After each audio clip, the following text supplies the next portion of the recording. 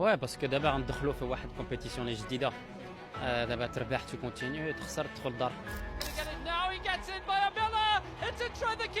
التفكير في المباراة الجاية تنظن غيبدا من اليوم.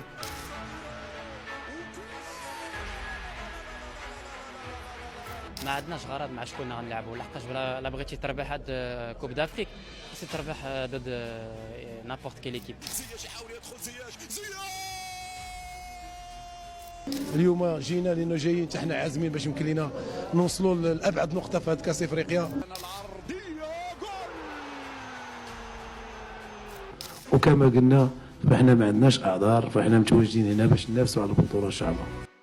تخيل معايا انه كيف ما لعبنا 3 مباريات في دور المجموعات وتأهلنا، حتى دابا امامنا 3 مباريات باش نكونوا في النهائي، دور الثمن، الربع النهائي والنصف النهائي. نعم على الورق كتبان طريق سهلة وقصيرة، لكن في الواقع حاجة اخرى. هاد الطريق طويلة وشاقة جدا، وباش تمشي فيها خاصك تكون واجد 100%. ماشي هادشي اللي جيت نهضر عليه اليوم، حيت هادشي كلنا عارفينه وعارفين شنو تابعنا، لكن اللي ما عارفينش هو شكون الخصم ديالنا في الدور 16، كيفاش داير تاريخ المواجهات ديالنا معهم، واش فعلا خصم قوي وغادي يصعب علينا المهمة، وما هي طريقة اللعب ديالهم والاسلوب اللي كيعتمدوا عليه. بخلاصة اي حاجة عندها علاقة بهذه المباراة غتعرفها من خلال هذا المقطع. في المقابل ما عليك الا تدعمنا بالضغط على زر الاعجاب والاشتراك معنا في القناة الا كنتي جديد، ونبداو على بركة الله.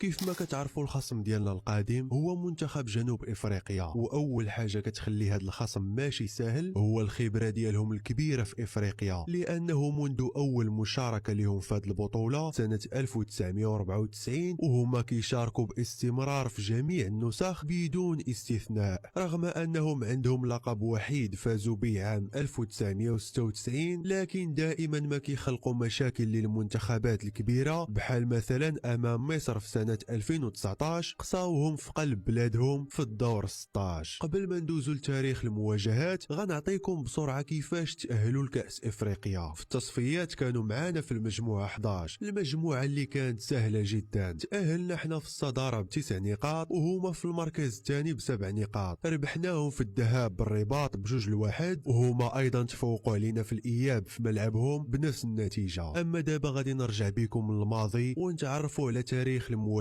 ديالنا مع جنوب افريقيا. واجهناهم في 8 ديال المناسبات، منها ودية واحدة والباقي كله مباريات رسمية. فزنا عليهم في مباراتين فقط، في المقابل خسرنا 3 مرات و3 مباريات سالاو بالتعادل. هادشي غادي يوضح لكم شحال المنافسة ضدهم كتكون معقدة، لكن ما فيها باس نزيد نوضح لكم اكثر. في عام 1998 قصاونا من دور الربع النهائي في نسخة بوركينا فاسو وبالجيل الذهبي اللي كان عندنا. اما في سنة 2002 كانوا سبب في خروجنا من دور المجموعات بعد ما انتصروا علينا ب3 اهداف مقابل 1، وصاحب الهدف الوحيد هو مساعد وليد الركراكي حاليا بن محمود. وايضا في عام 2013 كانوا مرة اخرى سبب في خروجنا من دور المجموعات بعد ما حرمونا من الفوز في اخر الدقائق. وحتى الانتصار الوحيد اللي حققنا ضدهم في هذه المنافسة كان في نسخة 2019 وبصعوبة كبيرة بهدف بوصوفة. اذا كخلاصة لهذه الفقرة، حلاوة الانتصار عليهم ان شاء الله غتكون مضاعفة. دابا وصلنا لفقرة مهمة واللي غنعرفوا فيها كيفاش كان تأهل جنوب افريقيا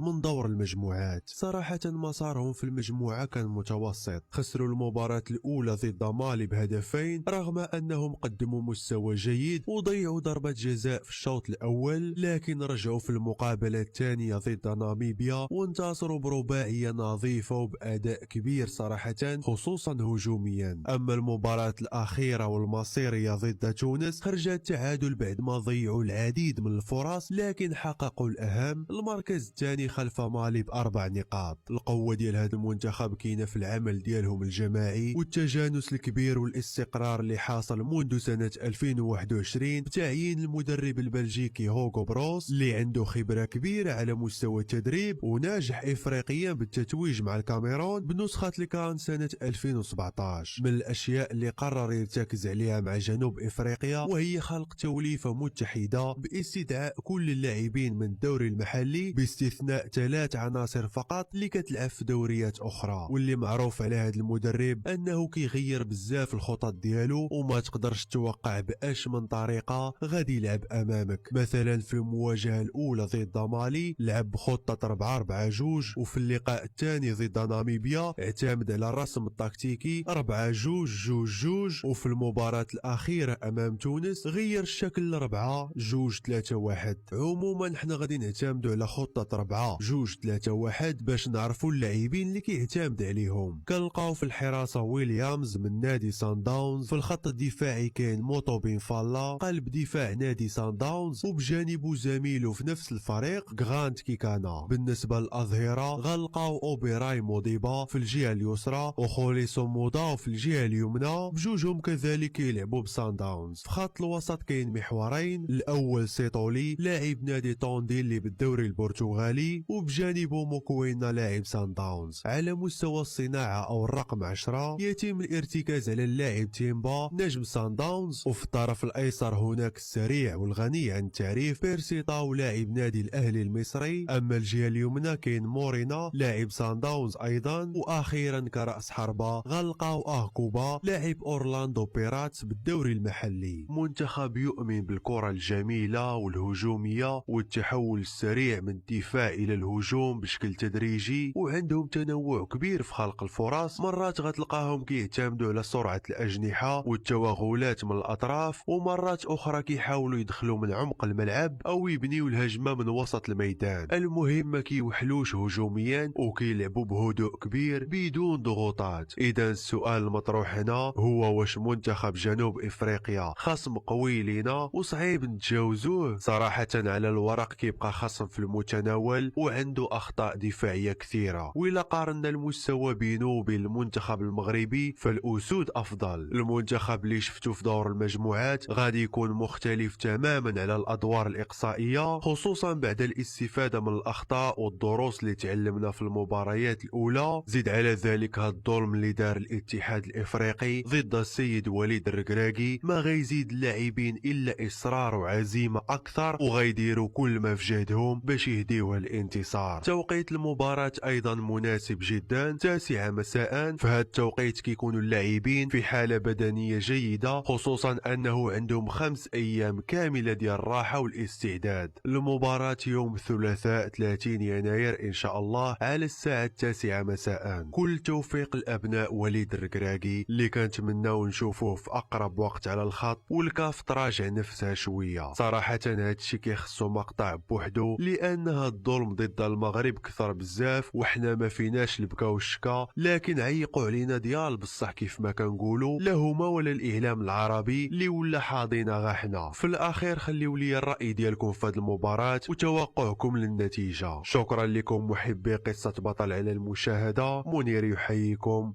الى مقطع قادم ان شاء الله.